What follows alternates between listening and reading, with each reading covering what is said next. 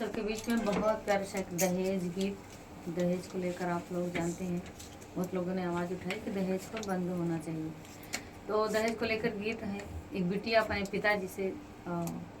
गरीब पिता है तो अपने पिताजी से कह रही है और क्या करें गीत के माध्यम से आप सबके बीच में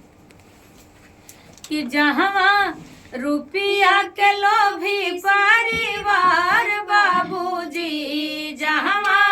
रुपया के लोभी परिवार बाबूजी, वहाँ शादी जनी करी हमार बाबूजी, वहाँ शादी जनी करी हमार बाबूजी, जहाँ रुपया के लोभी परिवार बाबूजी, जहाँ शादी जनी करी हमार बाबूजी, वहाँ शादी जनी करी हमार बाबूजी,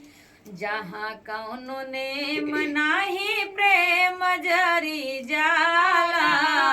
जहाँ कौनो शरम ना बेशर्म का हाला,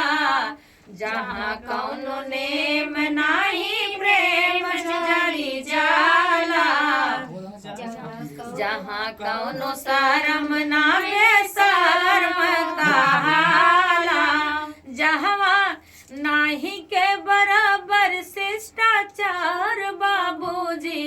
जहाँ नाही के बराबर शिष्टाचार बाबूजी, उहवा शादी जनी करी हमार बाबूजी, उहवा शादी जनी करी हमार बाबूजी, रुपया के लोभी परिवार बाबूजी,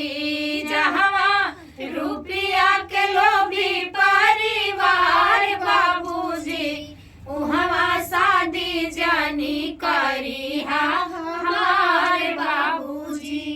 वहाँ शादी जनी करी हमार बाबूजी, जहाँ सासू भैली रानी बहू नौकरानी, ससुरा नवाबी झारे लड़का शराबी, जहाँ सासु भैली रानी बहू नौकरानी, ससुरा नवाबी झारे लड़का शराबी, जहाँ मनवा में तनिको ना विचार बाबूजी, जहाँ मनवा में तनिको ना विचार बाबूजी, वहाँ शादी जनी करी